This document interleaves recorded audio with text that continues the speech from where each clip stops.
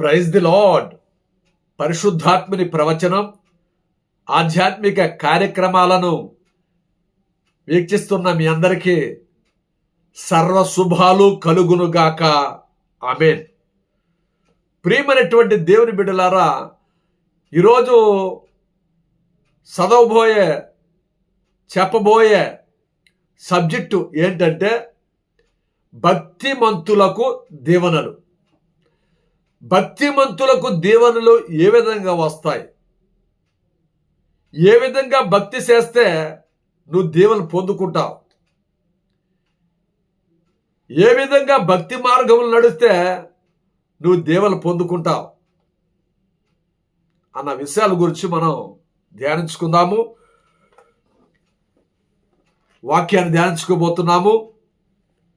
కీర్తనల గ్రంథము 128వ అధ్యాయము 1 నుండి 6వ వచనం వరకు. ప్రభు పట్ల భయభక్తులు చూపుచు ఆయన మార్గములలో నడుచు నరులు ధనులు. నీ కష్టార్జితము నీవు అనుభవింతువు. నీవు ఆనందము అభ్యుదయమును బడిదువు. నీ లోగటి నీ భార్య ఫలించిన ద్రాక్షవల్లి వలె నుండును. నీ భోజన బల చుట్టూ నీ తనయులు ఓలువ పిలకల వలెను ఒప్పుదురు. దేవుని పట్ల భయభక్తులు గల నరుడు ఇట్టి దీవెనలో పొందును. జీవిత కాలమందల్లా ప్రభు సియోను నుండి నిన్ను దీవించునుగాక. నీవు యెరూషలేము అభ్యుదయము కాంతువుగాక. నీ బిడ్డలను కనులారా చూతువుగాక. ఇశ్రాయేలులకు శాంతి కలుగునుగాక. ఆమేన్.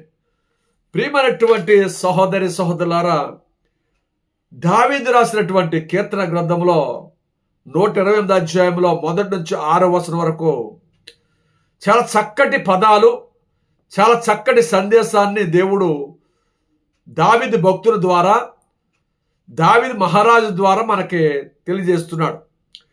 ప్రభు పట్ల భయభక్తులు చూపుచు ఆయన మార్గములలో నడుచునరులు ధనులు.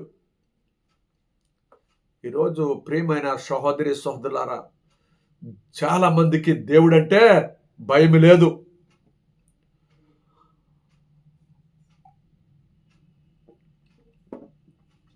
భక్తి లేదు, విశ్వాసము లేదు. నామకార్థ క్రైస్తవులుగా జీవిస్తున్నారు. అది ఏదైనా తప్పు చేస్తే, ఏదైనా పాపం చేస్తే దేవుడు నన్ను శిక్షిస్తాడు, నా కుటుంబాన్ని శపిస్తాడు, దీవెనలన్నీ కూడా కోల్పోతాను, దేవుడు నన్ను ఆశీర్వదించడు. దేవుని భయభక్తులు కలిగి విశ్వాసంతో ఉంటే దేవుడి ఆశీర్వాదాలన్నీ కూడా నేను పొందుకుంటాను, దీవెనకరంగా ఉంటాను అని ఒక ఆలోచన లేకుండా ఉంటున్నారండి ఈ రోజుల్లో. అయితే దేవుని యందు భయభక్తులు కలిగి ఉంటే ఎలాంటి ఆశీర్వాదం పొందుకుంటావో ఈ లేఖనాలు పరిశీలన ద్వారా మనం తెలుసుకుందాం. ప్రభు పట్ల భయభక్తులు కలిగి ఆయన మార్గముల్లో నడుచునరులు ధన్యులు. దేవుని యందు భయము భక్తి కలిగి ఉండాలి. దేవుడు అంటే భయం కలిగి ఉండాలి, భక్తి కలిగి ఉండాలి, ఆయన మార్గముల్లో నడవాలి. అప్పుడే నువ్వు ధన్యుడిగా ఉంటావు. అప్పుడు నీ కష్టార్జితాన్ని నువ్వు అనుభవిస్తావు. చాలామంది అంటుంటారు, నేను ఎంత కష్టపడినా నా సొమ్ము చిల్లి సంచిలో పడిపోయినట్లుగానే ఉంటుందండి అయ్యా అంటూ ఉంటారు.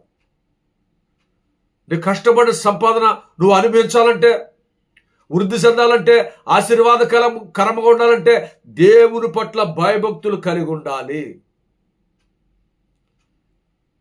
దేవుని విశ్వాసము కలిగి ఉండాలి, నమ్మకం కలిగి ఉండాలి, దేవుని మీద ఆధారపడి ఉండాలి, దేవుని సన్నిధిని తగ్గించుకుని ఉండాలి, వినయము విధేయత కలిగి జీవించాలి. అప్పుడే నువ్వు నీ కష్టార్జితం, నువ్వు సంపాదించిన సంపాదనంతా కూడా నువ్వు అనుభవిస్తావు. నువ్వు కూలి పనికి వెళ్ళు, ఫ్యాక్టరీకి వెళ్ళు, ఉద్యోగానికి వెళ్ళు, వ్యాపారానికి వెళ్ళు, ఫ్యాక్టరీకి వెళ్ళు, పనిపాటకు వెళ్ళు, నువ్వు ఎక్కడికి వెళ్ళినా ఏ పని చేసినా నువ్వు దేవుని యందు భయభక్తులు కలిగి ఉన్నట్లయితే నువ్వు గొప్ప ఆశీర్వాదకరంగా ఉంటావు. నీకంటే ఆశీర్వాదాలు పొందినటువంటి వ్యక్తులు ఎవరు ఉండరండి. ప్రియమైన సహోదరి సహోదరుడా, అదే విధముగా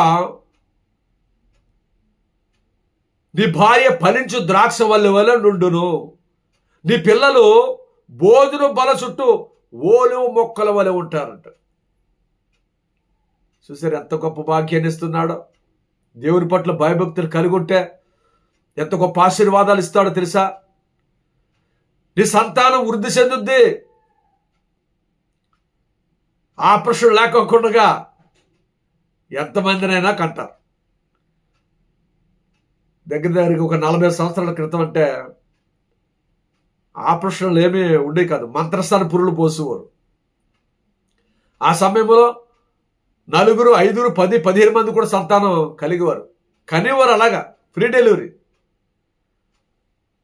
కష్టమైన డెలివరీ కాదు. మరి ఈ రోజుల్లో చూస్తే ఒక అమ్మాయి పెళ్ళైనటువంటి అమ్మాయి నీళ్లు పోసుకుందంటే డాక్టర్ల కాలు కింద పెట్టుకోకుండా చూసుకోవాలి. బరువులు ఎత్తకూడదు, నీళ్ళు ఎత్తకూడదు, వంట చేయకూడదు, స్పీడ్గా నడవకూడదు. ఇది కంట్రోల్ చేస్తున్నారు. అంటే ఇప్పుడుండే ఆ తిళ్ళకి అప్పుడున్న తిళ్ళకి చాలా తేడా ఉంది. ఆ రోజు తిన్న తిళ్ళు చాలా శరీరానికి బలంగా ఉండేయండి. మరి ఈరోజు తింటున్న తిళ్ళు శక్తి లేదు, బలం లేదు, అన్ని మందు తిళ్ళు కదండి. కాబట్టి ఆనాడు 10 మంది 15 మంది సంతానం కలిగితే ఈరోజు 1+, 1-, అంటే ఒక అబ్బాయి ఒక అమ్మాయి.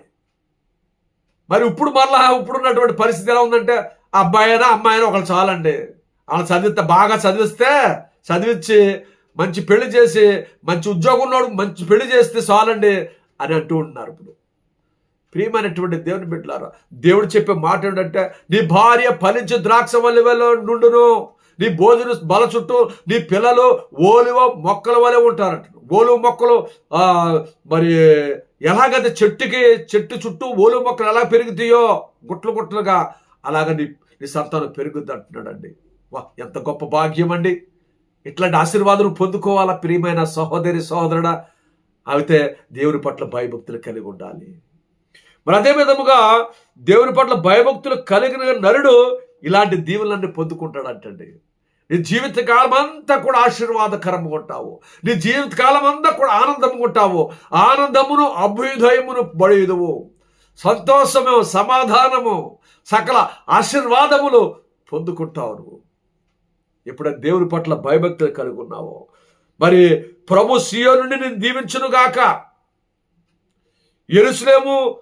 యెరూషలేమును నువ్వు కనులారా చూసుదుగాక. యెరూషలేములో ఉన్నటువంటి బిడ్డలందరూ కూడా ఆశీర్వాదకరంగా ఉండడం చూస్తావు. నువ్వు నీ బిడ్డలు కనులారా చూస్తావు. ఇశ్రాయేలు దేవుడు నిన్ను కాసి కాపాడునుగాక. నీ బిడ్డలు చూస్తావు, మనలను చూస్తావు, మునుమాలను చూస్తావు, అనుమానం చూస్తావు. దీర్ఘాయుష్మంతురాలుగా ఉంటావు. ఎప్పుడు దేవుని పట్ల భయభక్తులు కలిగి ఆయన మార్గములో నడిచినట్లయితే. ప్రియమైన సహోదరి సహోదరుడా, మీ బిడ్డల అందరూ చూస్తావు, మీ కుటుంబం శాంతి కలుగుద్ది. నీకంటే గొప్ప భాగ్యవంతుడు ఎవరు ఉండరు. అట్లాంటి దీవెనలు నువ్వు పొందుకోవాలంటే దేవుని పట్ల భయభక్తులు కలిగి ఉండాలి, ఆయన మార్గంలో నడవాలి. మరి దేవాలయానికి వెళ్ళినా ప్రార్థనకి వెళ్ళినా దైవజనులు దేవుడు ఏర్పరిచినటువంటి దేవుడు అభిషేకించినటువంటి దైవజనులు చెప్పే విషయాలను ఆలకించాలి. దైవజనులు చెప్పేటటువంటి మాటలు ఆలకించాలి. ఈ దేవుని మాటలు కదా, సొంత మాటలు కాదు కదా అని దేవుని మాటలుగా దైవజనులు చెప్పే మాటలు దేవుని మాటలు గుర్తించి ఉన్నట్లయితే నువ్వు ఆశీర్వాదాలన్నీ కూడా పొందుకుంటావు. విమర్శిస్తూ ఉంటారు చాలామంది. ఎక్కువ చెప్తే ఎక్కువ చెప్పారని టైం చూసుకుంటూ ఉంటావు. తక్కువ చెప్తే ఈయనకి వాక్యం చెప్పడం రాదంటూ ఉంటాం. ప్రియమైన దేవుని బిడ్డారా, వాక్యాన్ని చదవాలి, వాక్యాన్ని వినాలి, దాన్ని గ్రహించాలి, పాటించాలి. నోటి మాటలు చెప్తే సరిపోదు, దాన్ని పాటించాలి. మరి ఈ విధంగా ప్రభు పట్ల భయభక్తులు కలిగి ఆయన మార్గంలో నడిచిన వారందరూ కూడా అట్లాంటి ధన్యతను పొందుకోవాలంటే ఈ వాక్యంలో సారాంశాన్ని, ఈ వాక్యములో నేను చెప్పినటువంటి ఈ సత్యాలను గ్రహించి దేవునికి అనుగుణంగా జీవిస్తూ దేవునికి ఇష్టమైన బిడ్డలుగా ఉన్నట్లయితే ఈ ఆశీర్వాదాలన్నీ కూడా పొందుకుంటాం. గొప్ప దేవుని పొందుకుంటావు. నీకంటే గొప్ప వాళ్ళు ఎవరు ఉండరు.